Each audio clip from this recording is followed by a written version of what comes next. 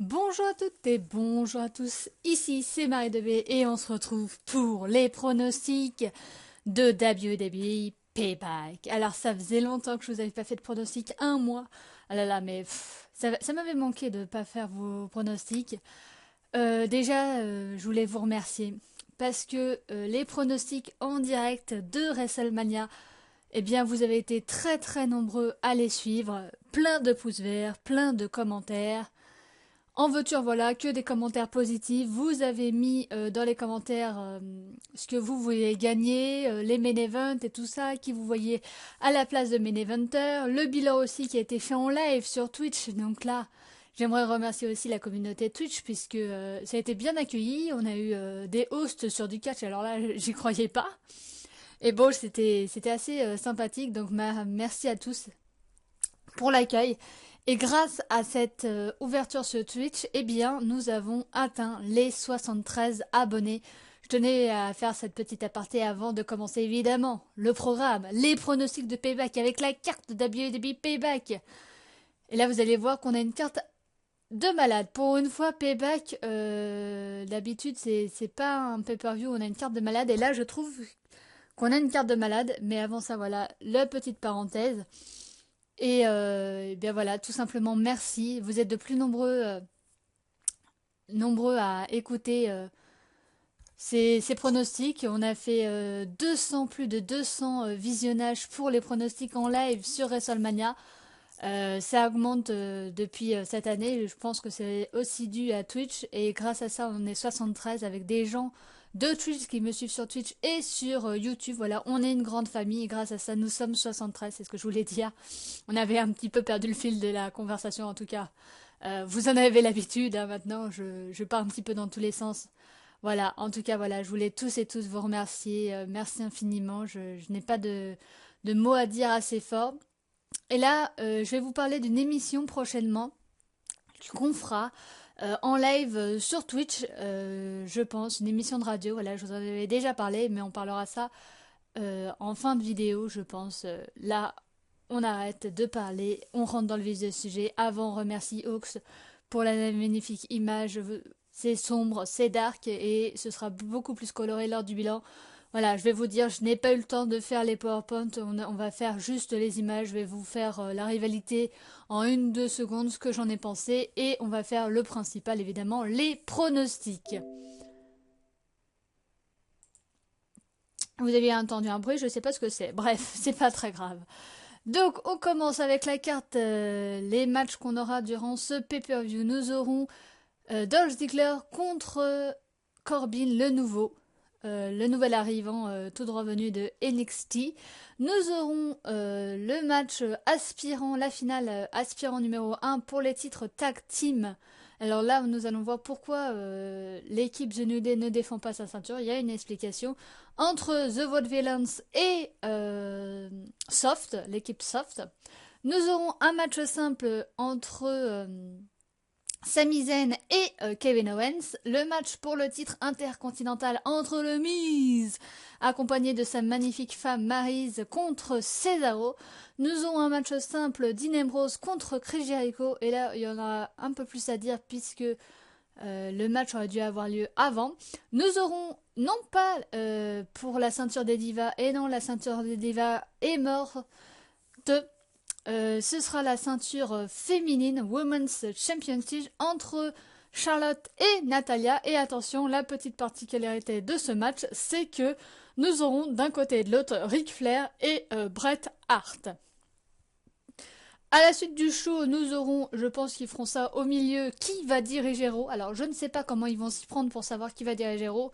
Est-ce que ce sera le public qui va décider? Est-ce que ce sera autre chose? En tout cas, Raw sera dirigé ou par Stephanie, ou par Vince, ou par Shawn. Voilà, il n'y a pas Triple H. Me demandez pas pourquoi il n'y a pas Triple H. Moi j'aurais mis Triple H aussi, mais à part que Triple H, comme c'est peut-être elle qui représente son mari, Triple H, The Authority. Et on finira avec le main event, évidemment, pour la ceinture WWE poids lourd, Roman Reigns contre AJ Styles. Et avant tout ça, nous aurons le pré-show. Le pré-show, ce sera Kalisto contre Ryback pour la ceinture des États-Unis. Voilà, au début c'était dans le match, dans la carte de WWE Payback et ils ont bifurqué ce match pour le pré-show. Écoutez, Kalisto il a conservé sa ceinture, moi je pensais qu'il allait la perdre au profit de Ryback puisqu'il y avait les Lucha Dragons, je me suis dit qu'ils allaient peut-être se reformer parce qu'ils ont quand même participé au tournoi par équipe pour être le challenger numéro un pour le titre par équipe. Après, c'est vrai que y a eu certaines rumeurs qui nous ont dit qu'ils allaient se séparer. Donc, est-ce qu'il va y avoir une séparation des Lucha Dragons ou pas? Là, on a vu qu'il y a eu plein d'équipes qui viennent d'NXT. On a eu les Soft, on a eu Gallows et Anderson, on a eu les Vaudevillains. On va avoir Primo et Pico avec une nouvelle gimmick un peu euh, je sais pas comment définir cette gimmick, mais voilà. Nous avons toujours les Usos, nous avons les Dudley. Donc voilà, il y a quand même beaucoup d'équipes. Donc je me dis, les Lucha Dragons, ça marchait pas trop. Après, peut-être qu'ils veulent laisser Kalisto champion. Euh, Moi, je pense qu'il n'y aura pas de changement de titre vu que c'est dans le pré-show. Voilà. Je vous aurais dit si c'était dans la carte principale, il y en aurait peut-être une chance pour Ryback d'avoir un titre. Maintenant, comme c'est dans le pré-show, la plupart du temps, ils font gagner un face. Après, ça pourrait être une bonne idée de faire en sorte de faire gagner Ryback. Alors, ou la disqualification, comme ça il aura une nouvelle chance s'ils veulent continuer la rivalité, ou leur faire gagner nettement pour inciter les gens évidemment à payer le network et se dire qu'il se passe quelque chose dans le pré-show. Après, je ne pense pas que ce soit leur, leur mental, voilà, ce soit leur psychologie. Je pense pas, je pense simplement qu'ils vont faire gagner, conserver Kalisto. Moi, maintenant, je vais vous dire, je trouve ça un petit peu dommage qu'il se passe pas grand-chose dans le pré-show parce que justement, ça n'incite pas les gens à s'acheter un abonnement sur le network pour voir le pré-show. Et si à chaque fois il se passe rien du tout, ou si on a des matchs de seconde zone, bon là c'est pas un match de seconde zone, c'est quand même un match pour le titre, mais bon la rivalité elle était pas très intéressante. Finalement, Ryback a battu son confrère des Lucha Dragons, Sin Cara. Et après, il a dit, ah bah, maintenant que j'ai battu ton pote, je vais te battre toi. De toute façon, moi, je suis le bad guy. Toi, t'es qu'un minus. Tu pourras jamais me battre vu que moi, je suis supérieur à toi et tout ça. Le règne de un petit peu de la nature, quoi, le roi de la jungle. Voilà, je trouve ça assez plat comme storyline et j'ai trouvé ça dommage qu'on n'ait pas eu plus que ça parce qu'après on a eu, à moins que je me souvienne pas, mais on n'a rien eu de spécial entre les deux. Maintenant c'est un match pour Show, voilà, je trouve ça dommage qu'ils mettent pas plus en avant des storylines, pas plus en avant des choses dans le pré-show pour inciter justement les gens à payer. Si c'était ça leur but, eh bien faites quelque chose de bien dans le pré-show qui incite les gens à payer et pourquoi pas un changement de titre. Même si ça, c'est que pour le titre des États-Unis et que la storyline n'a pas été développée, je pense que c'est pour ça il va pas y avoir de changement de titre. Voilà, moi je trouve ça dommage qu'on n'ait rien du tout. Après, c'est que mon opinion, peut-être que ce pré-show va me faire changer d'avis. En tout cas, je vais voter pour Kalisto, conservation de ceinture des États-Unis. Et après, à savoir s'ils vont continuer la rivalité contre Ryback ou pas. Donc le premier match qu'on va avoir, c'est Baron Corbin, enfin qu'on va faire là dans ces pronostics. Baron Corbin, le nouvel arrivant contre Dolph Ziggler, le show-off. Bon, autant vous dire que là, il n'y a pas de surprise. Évidemment que c'est Baron Corbin qui va gagner. Il avait fait ses débuts évidemment contre Dolph Ziggler, ce même Dolph Ziggler. Il y avait eu double décompte à l'extérieur parce que Baron Corbin avait s'était enfui dans les gradins. Et il a passé à tabac Dolph Ziggler plusieurs fois d'affilée. Il a eu un match, il a gagné. Il a gagné le tournoi d'André le Géant lors de WrestleMania. Et bref, il a défoncé Dolph Ziggler. Autant vous dire que là, c'est son premier pay-per-view. Je ne vois pas l'intérêt de le faire perdre. Voilà. Euh, Dolph Ziggler, on le sait, il est plus... il sert plus de... Bah, c'est un petit peu triste de dire ça, mais de boulet de secours et voilà. Et de toute façon, il y a beaucoup de rumeurs qui disent que dès l'année prochaine, il sera plus là, Dolph Ziggler, il partira définitivement de la WWE. En même temps, c'est peut-être une fausse rumeur parce que je vous souviens qu'il nous avait fait déjà ce coup-là Souvenez-vous, pour avoir un petit peu plus de lumière envers lui et que finalement il était resté sans avoir plus, même peut-être un peu moins. Donc là, moi je vois pas, pour moi il n'y a pas d'enjeu, c'est très clair, c'est très net, Baron Corbin, et évidemment qu'il va gagner, même si moi je le trouve, voilà, je vais vous dire ce que j'en pense de ce jeune homme. Moi je le connaissais pas du tout NXT, voilà, faut vous dire que moi je ne regarde pas NXT, alors peut-être qu'à NXT il faisait des choses tout à fait surprenantes, mais moi quand je l'ai vu arriver, quand il a fait sa promo du mec suffisant, bah moi j'ai pas aimé, voilà, j'ai pas aimé que le mec déjà il nous dise qu'il était tout alors qu'il venait juste de débarquer à la WWE, enfin dans le roster principal. Après évidemment que c'est une storyline, c'est pas le vrai mec qui dit ça, mais le fait qu'il soit comme ça suffisant alors qu'il vient juste d'arriver, bah mon coco fait tes preuves avant de dire ça. Voilà, moi j'ai pas trop aimé. Après, je peux comprendre tout à fait qu'on accroche avec ce côté un petit peu plus hard du catch que les gens peut-être attendent. Voilà, moi j'ai trouvé qu'il était un petit peu suffisant. Après, ce qu'il nous a montré dans le match contre Dolph Ziggler, bah, il s'est pas passé grand-chose vu que ça a été double décompte à l'extérieur. Après, il s'est de nouveau attaqué à lui, mais c'était après un match. Donc voilà, pareil, la rivalité n'a pas été au top, mais je pense là très clairement qu'il va gagner et qu'il va nous montrer de quoi il est capable dans ce pay-per-view. Ça va être une chance pour lui. Donc voilà, Baron Corbin, très clair, net et sans bavure. On continue avec le tournoi pour être aspirant numéro un pour les titres par équipe. Donc nous avons l'équipe soft d'un côté, The Vaudevillains de l'autre. Donc là, moi très clairement, j'espère que ce sera l'équipe soft qui va gagner. Pourquoi? Parce que franchement, je les adore. Dès qu'ils ont débarqué à la WWE, rien que leur entrée et le fait que le public le suive et tout ça, on voit que le public accroche plus à Soft qu'à Vaudevillains. Moi, Vaudevillains, bah voilà, j'ai un peu de mal avec Vaudevillains, voilà, cette équipe. Voilà, peut-être que au fur et à mesure ça va aller mieux. Alors pourquoi les New Day ne défendent pas leur tête? Parce que je vous rappelle qu'à WrestleMania, ils n'ont pas défendu leur titre aussi.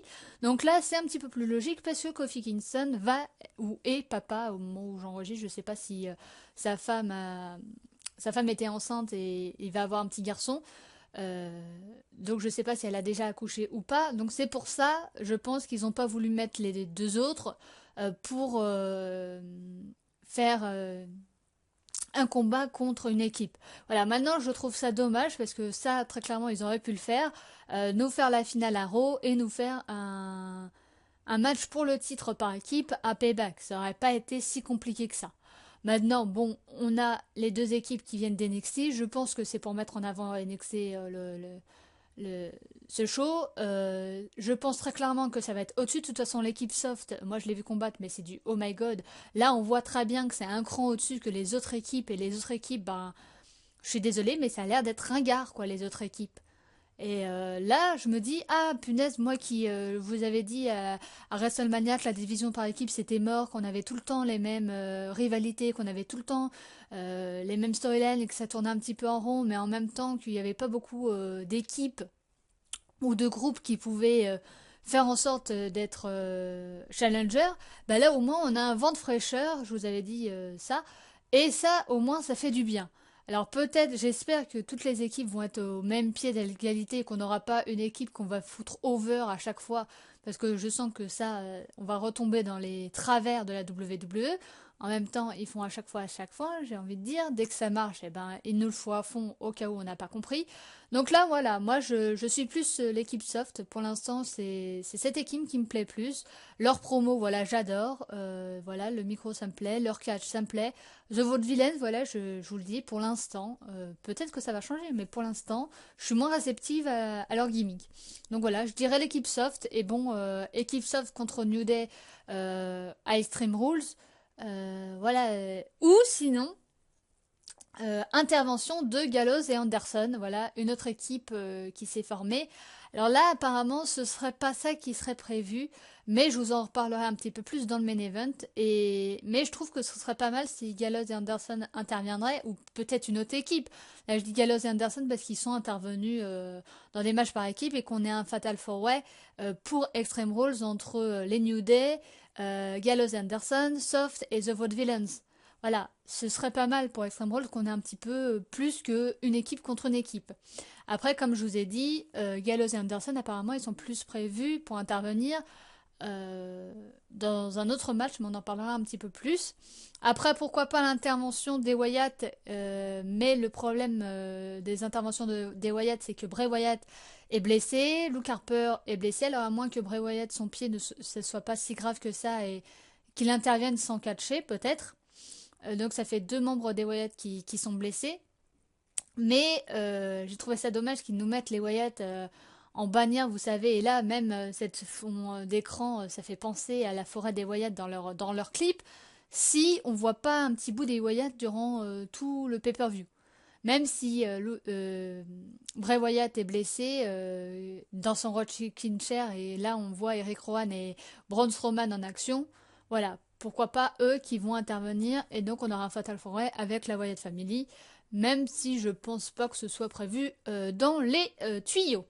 On continue avec le match, et moi je pense que c'est une grosse fausse bonne idée le match entre Sami Zayn et Kevin Owens. Alors pourquoi? Moi, personnellement, je suis pour.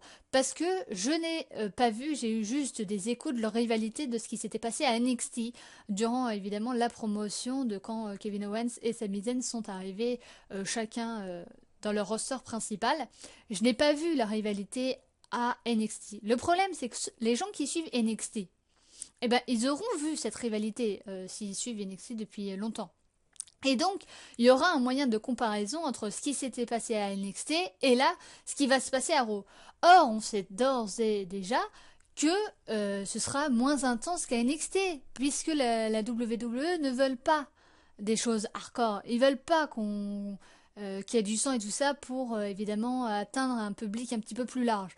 Et donc évidemment que ce sera moins bien. Et donc la comparaison, moi je pense que ce sera en leur défaveur et que même si le match semble très très bien, moi j'espère que ce sera Sami Zayn qui va gagner parce que Kevin Owens, vous savez que j'ai un petit peu de mal avec ce jeune homme. Après, je trouve que maintenant, j'accroche un petit peu plus avec son côté justement arrogant, avec mon champion, mon titre intercontinental. Moi, je suis Kevin Owens, j'ai battu John Cena. D'ailleurs, il a fait un tweet quand John Cena a demandé, oui, qu'est-ce qui est pour vous le plus gratifiant et tout ça. Et lui, il a répondu, ça m'a fait assez marrer, avoir battu John Cena la première soirée.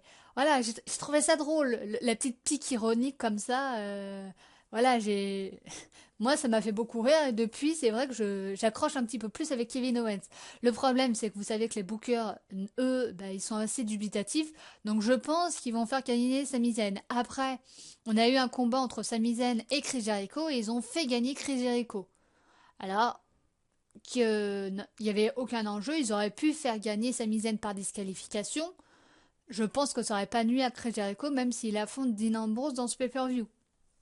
Donc, moi, je suis plus pour Sami Zayn. Après, j'espère que les gens ne vont pas faire la comparaison entre la rivalité qu'ils ont eu à NXT et la rivalité, parce que ça, c'est très clair qu'ils vont poursuivre la rivalité, que ça va pas être un seul match. Alors, pourquoi pas disqualification dans ce premier round à Raw, parce que là, c'est très clair, à mon avis, qu'à NXT, ce serait mieux. En tout cas, je pense, à moins qu'ils nous fassent les mêmes performances à Raw, ce qui est possible. Après, je pense pas que Kevin Owens nous fasse un powerbomb Sami Zayn contre comme il avait fait à NXT et qui lui brise le dos quoi. Voilà ce que j'ai peur, donc je sais pas si c'est une si bonne idée que ça. En tout cas, je suis pour Sami Zayn pour ce premier match ou alors disqualification. On passe maintenant pour le titre intercontinental entre le Miz et sa charmante femme, Maryse, contre Cesaro. Le retour de Cesaro après des mois et des mois de blessure à l'épaule. Il a déjà encore un petit straps au niveau de son épaule, donc je ne sais pas si c'est encore guéri. Et donc le Miz, il y a eu un match challenger numéro 1 à Raw pour déterminer qui serait le challenger. Alors Sami Zayn devait participer, mais il a été remplacé par Cesaro puisque Kevin Owens l'avait pour bomber dans les backstage. Donc on avait Dolph Ziggler, on avait Kevin Owens, on avait Cesaro et on avait, je me rappelle plus qui. Il y en avait un autre, mais je me rappelle plus qui. Et bref, ah bah pourquoi pas AJ Styles, je crois. Je sais plus. Bref, donc ça a été Cesaro qui a été. Ah non, je. Ah non, non. Ah non, non, mais pas du tout, je vous raconte une connerie. Le match pour le titre, c'était pour le titre WWE poids lourd. Voilà. Oui, oui, ça y est, je me rappelle. Le match pour le titre, c'était le match pour le titre WWE poids lourd, l'aspirant numéro un avec Sami Zayn, AJ Styles, Cesaro et, Chris Jericho et Kevin Owens. Ouais, ouais, désolé, je me suis trompé, je me suis trompé de ceinture. Bref, donc là, c'est Cesaro, alors. Je me rappelle plus comment il a eu cette opportunité. Bref, il a eu une opportunité contre le Miz. Euh, Zack Ryder était champion intercontinental à WrestleMania. Il a perdu son titre le lendemain à Raw. Miz a conservé sa ceinture à SmackDown grâce à sa femme. Donc là, je pense qu'il va conserver sa ceinture, évidemment, grâce à sa femme qui sera de son côté. Voilà, ils essayent de remettre Miz en avant par rapport à ce qu'il fait en dehors du ring. Et ils essayent de le remettre mid-Carter. Moi, je suis pour. Vous savez comment j'aime le Miz. Alors, le problème, c'est que j'aime aussi Cesaro. Donc, ça m'embête un petit peu pour lui. Mais Cesaro, ils ont du mal à lui donner une ceinture. La dernière fois qu'il avait une ceinture, c'était le titre. Ah non, il n'a pas eu de ceinture. Attendez, est-ce que Cesaro, il a déjà eu un titre? Le titre des États-Unis, je crois pas. Je crois qu'il a été champion intercontinental, si je m'abuse. Ou je sais pas. N'hésitez pas à me dire en commentaire, parce que là j'ai un doute, je me suis mis le doute toute seule, si Cesaro avait déjà eu un titre ou pas. Je me rappelle plus. Mais en tout cas, ils ont du mal à lui donner le titre. Voilà, s'il en avait eu un, vous voyez, c'est que ça m'a pas marqué et que la WWE a un peu de mal. Donc là, on pourrait dire que comme il fait son retour, évidemment, il va gagner contre le Miz. Mais moi, les rumeurs disent que le Miz fait du très bon travail en dehors. Le Miz, quand il est sur un ring, c'est propre. Bon, Cesaro aussi, c'est propre, vous allez me dire. Et bon, voilà, vous savez que le Miz, c'est mon catcheur préféré avec l'Undertaker. Bon, l'Undertaker, c'est l'icône, donc là, il est un autre âme, mais le Miz. Et là, le troisième, c'est Sami Zayn, voilà, mon petit chouchou numéro 3, Sami Zayn, voilà, je le trouve assez bien. Et Soft, voilà, ce serait l'équipe que j'apprécie le plus actuellement. Donc voilà, là, je suis plus pour le Miz, je trouve que le duo avec Maryse fonctionne extrêmement bien. Et je pense que là, comme il vient d'avoir le titre, ça fait très peu de temps, il n'y a pas eu vraiment où je sais que je m'en souviens plus, vous voyez, de mise en avant et contre pour ce titre. Et je trouve que le personnage du Miz, cette espèce de euh, là, quand il a fait son Miss TV et que sa femme il disait action et là qui refaisait les phrases pendant deux trois fois, mais moi j'étais morte de rire quoi. Mais sur moi ça marche parce que le Miz est vraiment acteur, qu'il est vraiment en couple avec sa femme, qu'il est bon au micro et qu'il est bon sur le ring. Et là, quand vous voyez tout ça, vous vous dites pourquoi la WWE ne l'a pas mis plus tôt en avant quoi. Parce que le mec, il est bon. Et donc moi, je suis pour qu'il soit champion. Il a été champion, lui, intercontinental, ça c'est sûr. Mais ça n'avait pas duré longtemps. Donc là, même si ça dure que un mois ou deux, eh ben, je serais contente pour lui et je trouverais ça le retour voilà, de la mise en avant du Miz. Et voilà, je trouve ça bien qu'il soit remis en avant et qu'il soit mis quart d'heure. Et voilà, j'espère qu'il va faire quelque chose de plus, qu'ils vont continuer dans ce personnage. Et donc là, même si c'est le retour de Cesaro, pour moi, Miz va conserver sa ceinture. On continue avec Chris Jericho qui affrontera Dean Ambrose. Alors ce match-là, figurez-vous qu'on aurait dû le voir à WrestleMania. Puisque Chris Jericho et Dean Ambrose apparemment n'étaient pas très contents d'affronter chacun Brock Lesnar et AJ Styles et ils voulaient s'affronter l'un contre l'autre. Après, vous savez que Chris Jericho il a un contrat à date. Entre les deux, il ne s'est pas passé grand-chose de. Voilà, j'ai trouvé la rivalité un peu plate. Voilà, moi je me souviens plus trop pourquoi ils s'affrontent ces deux-là. Pour être honnête, voilà, donc ça m'a pas marqué. Je trouve ça dommage parce que Chris Jericho il est bon.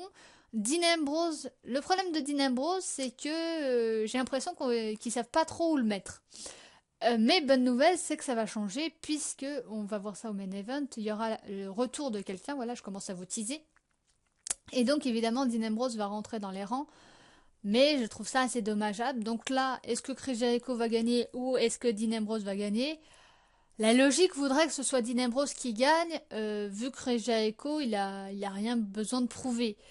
Maintenant, comme je vous ai dit, ils l'ont fait gagner contre Sami Zayn alors qu'il n'y avait aucun enjeu. Euh, donc là, je sais pas, voilà. Pour tout vous dire, je sais pas s'ils vont faire gagner l'un ou l'autre.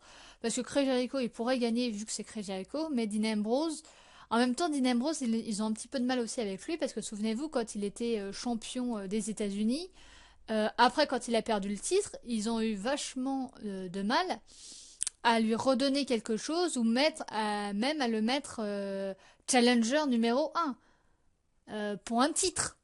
La seule fois, c'était pour le titre WWE poids lourd.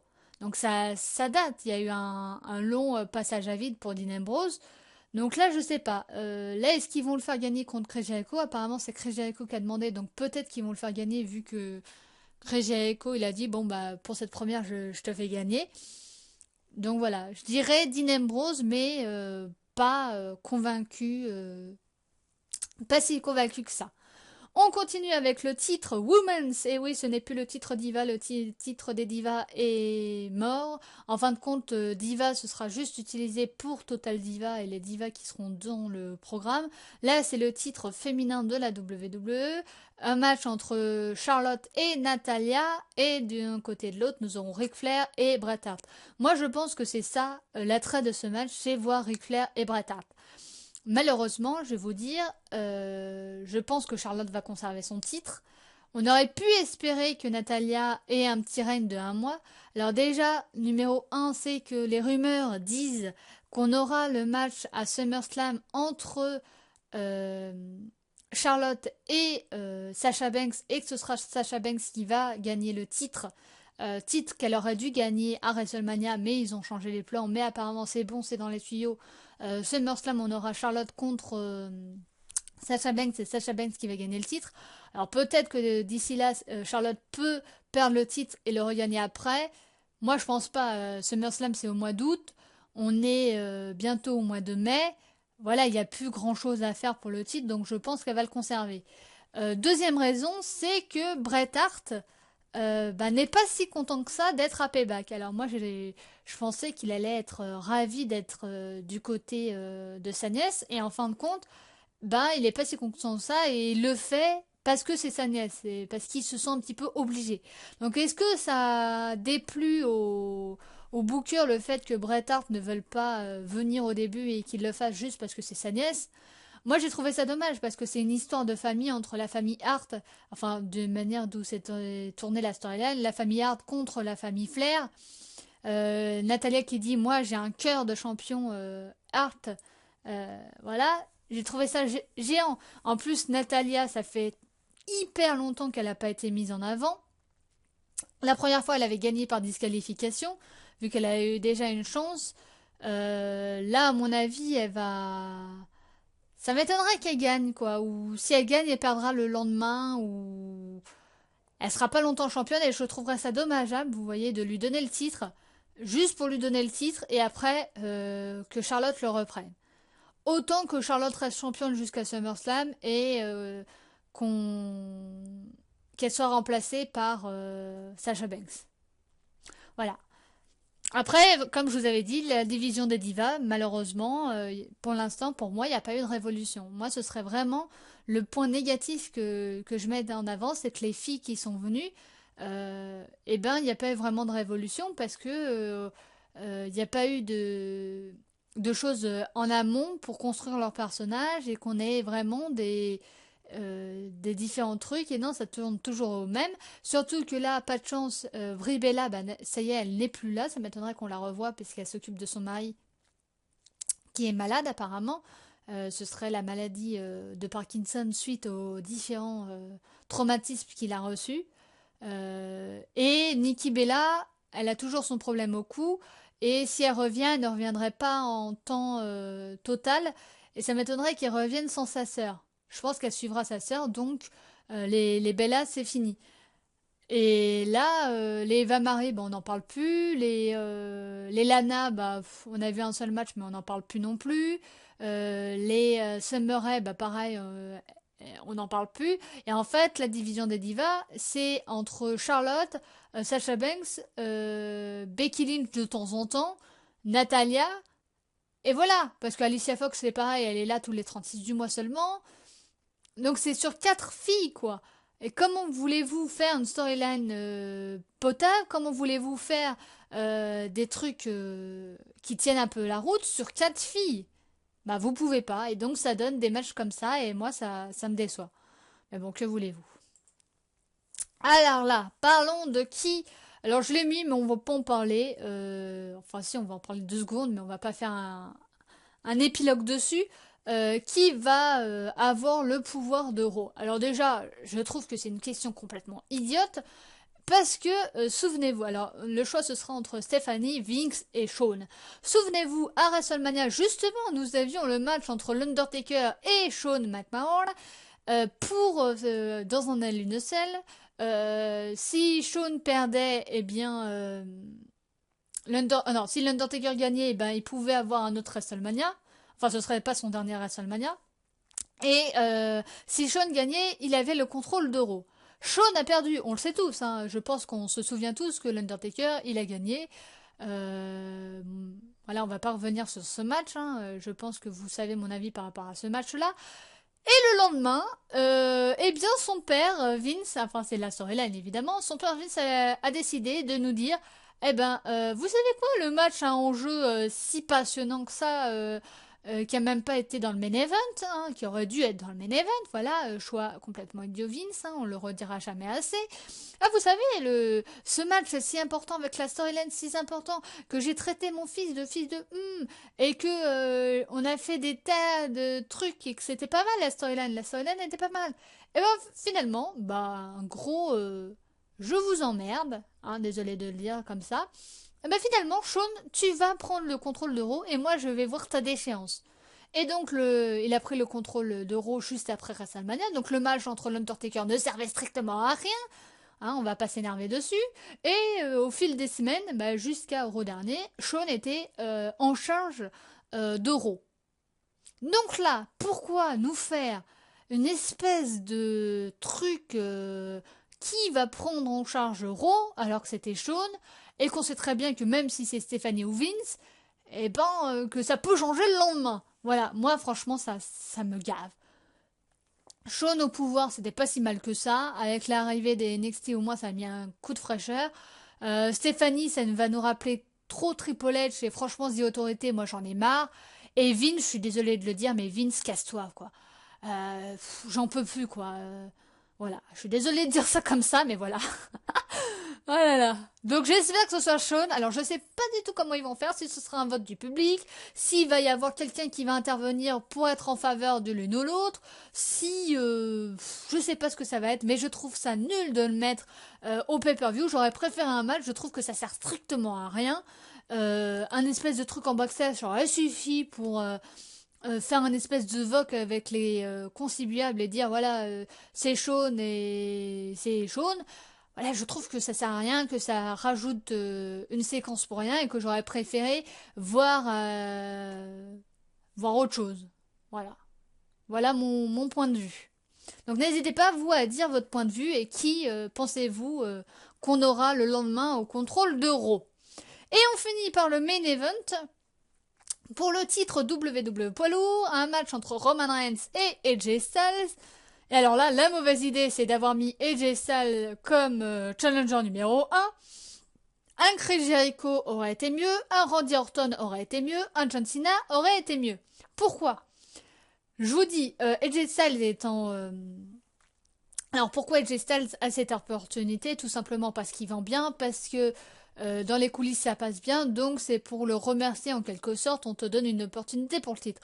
Le problème c'est que c'est AJ Styles et que le public est à fond derrière AJ Styles et que comme vous le savez, Roman Reigns, eh ben, ça passe pas du tout. À chacune de ses entrées, ça siffle. Et alors là, maintenant, qui fait son Alzheimer précoce, je ne suis pas un mauvais gars, je suis pas un bon gars, je suis THE gars, enfin le gars avec un L majuscule, G majuscule. Franchement, c'est du n'importe quoi. Mais bon, le mettre contre AJ Styles alors qu'on sait très très bien que AJ Styles n'a aucune chance de gagner, je trouve mais que c'est une idée. Mais une idée merdique, mais au possible. Alors j'espère que ce sera pas le main event. Je pense que le main event, ce sera peut-être qui choisira qui va être là pour Raw, pour diriger Raw. Mais j'ai bien peur qu'on se tape ce match en main event. Et je trouve que c'est une mauvaise idée, après avoir battu Triple H, de le mettre contre AJ Styles. Parce que déjà, que les gens qui n'aimaient pas Roman Reigns n'aimaient pas Roman Reigns, c'est pas en le mettant contre AJ Styles que tout le monde adore, que tu vas leur faire aimer Roman Reigns. Alors que, si tu l'avais fait combattu contre un Randy Orton, ça aurait mis un petit peu plus d'expérience pour Roman Reigns et on lui aurait pas dit ah mais il manque de vécu, il a pas battu des personnes importantes. Il a battu Triple H. Si tu l'avais fait battre Randy Orton ou John Cena ou un Chris Jericho, déjà là c'est pas des gars de la fête à neuneux quoi, c'est des Randy Orton, des Chris Jericho et des John Cena. Surtout que John Cena revient la veille je crois du pay-per-view ou l'avant-veille. Donc ça aurait été possible comme ça, hop, tu reviens, hop, on se fout au main event, de toute façon c'est John Cena. Voilà, ça, on aurait tous ri, mais voilà, ça aurait été possible de le faire battre contre John Cena. Mais là, c'est une très mauvaise idée de le faire gagner contre LG Sal. Le point positif de tout ça, c'est qu'apparemment, comme je vous avais dit, Gallows et Anderson interviendraient dans le match, donc il y aurait disqualification, victoire par disqualification. Et alors là, nous aurons l'intervention, apparemment, de Seth Rollins, le retour enfin de Seth Rollins en face, et l'intervention évidemment du frérot Dean Ambrose. Et donc apparemment les plans seraient de faire affronter la réunification du Shield contre les anciens membres qui étaient en équipe avec AJ Styles. Donc AJ Styles qui virait heel du coup, avec Gallows et Anderson. Voilà. C'est apparemment ce qui va se passer et ce match-là, ce serait au SummerSlam. On aura Shield contre ce groupe-là. Alors, le groupe, il a un nom, mais je l'ai oublié là à ce moment. Mais bon, Gallows, Anderson et AJ Styles. Moi, j'ai envie de dire que Seth Rollins revienne en fait. Je trouve que c'est une bonne idée parce qu'en heel, ça lui allait pas du tout. Dean Ambrose, il a toujours été du côté de Roman Reigns. Et la reformation du Shield, je pense que ça peut le sauver parce que quand il était avec le Shield, les gens l'appréciaient plutôt pas mal. Après, j'espère que le Shield, ce sera juste comme ça un groupuscule et ils seront de toute façon pas systématiquement à chaque fois ensemble, vu que lui, il sera toujours champion à la fin de ce pay-per-view, et que ça se passera mieux quand il arrivera tout seul, quoi. Après, j'ai des doutes. J'ai des doutes, franchement, je vous le dis. Euh, Parce que Roman Reigns champion face, ça passe pas. Mais le problème, c'est qu'est-ce qu'ils vont lui faire un heel turn à Roman Reigns? Je ne pense pas non plus. Donc voilà, pour moi, c'est une mauvaise idée de le faire affronter Jay Styles, voilà, je vous le dis. Un Chris Jericho, un Randy Orton ou un John Cena aurait été beaucoup mieux. Au moins, les gens, ils auraient plus sifflé John Cena, par exemple, que Roman Reigns. Quoique, ça se trouve, ils auraient encouragé John Cena tellement qu'ils aiment pas Roman Reigns. C'est possible, vous allez me dire, c'est possible. Donc voilà, les pronostics de WWE Payback sont finis. Voilà, on a encore parlé pendant 40 minutes. Bon, bah, de toute façon, vous avez l'habitude maintenant. Et j'espère que ça vous aura plu. On se retrouve évidemment pour le bilan de WWE Payback et pour les pronostics de Extreme Rules qui aura lieu bientôt, je crois, dans 3 semaines après Payback. Parce que nous aurons 2 pay-per-view au mois de mai cette année. Et la chose que je devais vous dire en début de vidéo, que là je vais vous dire, c'est que je pense que je vais vous faire un live sur Twitch. Alors je vous fais déjà de live sur Twitch, hein. Des let's play surtout en ce moment. Là notamment vous avez la rediffusion du let's play d'Alan Wake qu'on avait commencé sur Twitch. Là pour vous dire actuellement on en est rendu au chapitre 5, le rupteur sur 6 chapitres. Donc on a quand même un petit peu d'avance sur vous pour que vous ayez 2 épisodes par semaine. Un le mardi et un le jeudi. Et sinon vous avez 3 épisodes par semaine du No Level Let's Play qui avait commencé, Child of Light. Là vous avez eu les 3 épisodes cette semaine. Donc là, demain vous aurez, parce que là on est vendredi quand je fais cette vidéo. Vous savez que j'enregistre le vendredi pour vous le samedi. Donc là, demain, donc samedi, vous aurez les pronostics des WWE Payback. Et dimanche, vous aurez une vidéo sur Hearthstone où j'ai ouvert des boosters et on a testé le nouveau ladder des dieux très très anciens. Et pour cette nouvelle chose que je vais vous faire, et bien justement, on va refaire l'émission que je vous avais parlé, l'émission de radio. Je vous avais dit, oui, ce serait pas mal qu'on fasse une petite émission de radio. Donc déjà, ce qui est sûr, c'est qu'on fera une émission de radio sur l'E3. Peut-être juste avant l'E3, ce qu'on attendra avec la Nintendo NX et tout ça, est-ce que Nintendo va tout voler lors de l'E3? Voilà, moi je le pense très clairement. Les différentes choses pendant l'E3, alors ou juste avant l'E3 ou après l'E3 quand on aura, je verrai si j'ai du temps. On débriefera pas le 3, c'est pas facile à dire ça, mais on fera voilà les jeux que j'attends le plus sur les différentes consoles, quelle conférence m'a le plus plu, et tout ça, je pense qu'on fera ça en direct sur Twitch, et on fera une autre émission où on parlera d'un sujet un petit peu plus sérieux, hein, sur est-ce que avoir une grande communauté sur YouTube et être un grand YouTuber, est-ce que c'est si bénéfique que ça? Voilà. Parce que maintenant, tous les gens veulent se lancer sur YouTube, tous les gens veulent ressembler à un tel ou un tel, et maintenant on est noyé un petit peu dans la masse YouTubienne, mais est-ce que c'est si bien que ça de se lancer sur YouTube, et est-ce que ressembler aux grands YouTubeurs, est-ce que c'est le but ultime à faire ou pas? Donc voilà, je pense que ces émissions-là, avec des thèmes comme ça, ce sera pas à chaque fois le même thème, ce serait assez bien, ce sera sur un live sur Twitch, où je pense que ce sera juste un live face caméra, parce que face cam plutôt, parce que j'aurai pas le temps de vous faire des PowerPoint et tout ça. Là en ce moment j'ai beaucoup de choses à faire. Mais voilà, où je vous parlerai comme ça de mes idées, voilà, ce sera... Et n'hésitez pas, voilà, vous en commentaire, en live ou lors de la rediffusion, à me donner votre point de vue par rapport à ça. Et donc ça, ce sera le premier sujet, voilà, est-ce que c'est si bénéfique que ça d'être un grand youtubeur avec une grosse communauté derrière nous? Voilà, c'est la question que je me pose, et voilà, je voulais vous en faire profiter. Donc là, ce sera le premier d'une longue liste ou pas. Je verrai. Et pour ceux qui attendent le retour des news de Marie en facecam, voilà, ces derniers temps, j'ai pas eu trop le temps, mais je verrai quand même à essayer de vous en faire de temps en temps, parce que là, ça fait je sais pas trop combien de temps que j'ai pas fait, mais voilà, ça date un petit peu et ça vous plaisait. Donc, j'essaierai de vous refaire ça. Et donc, n'hésitez pas à dire en commentaire ce que vous en pensez de ces deux émissions. Donc là, sur l'E3, mes attentes par rapport à l'E3 et le débriefing de l'E3. Alors, je verrai si j'ai le temps de faire les deux. Et sur est-ce que c'est si bénéfique que ça d'être un gros youtubeur avec une grosse communauté derrière nous ou pas. Voilà, ce sera les questions du jour avec deux lives évidemment distincts. Voilà, c'était tout pour l'instant. J'espère que ces pronostics vous auront plu.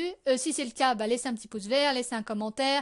N'hésitez pas à partager la vidéo sur les réseaux sociaux, comme on dit. Et bah, je vous dis à la prochaine pour le bilan du WWE Payback. Je vous souhaite un bon pay-per-view. Et nous, on se dit bah, pour les let's play sur Child of Light, pour les rediffusions de let's play sur Alan Wake ou en live sur Twitch. Ça y est, je vais reprendre enfin les lives à partir de mardi. Donc bah, mardi prochain, là, mardi qui arrive, le 2 mai ou le 3 mai, je ne sais plus quand est-ce que c'est la date. Donc voilà, et bien je vous souhaite une bonne journée, une bonne après-midi ou une bonne soirée, et on se dit à la prochaine. Allez, ciao ciao.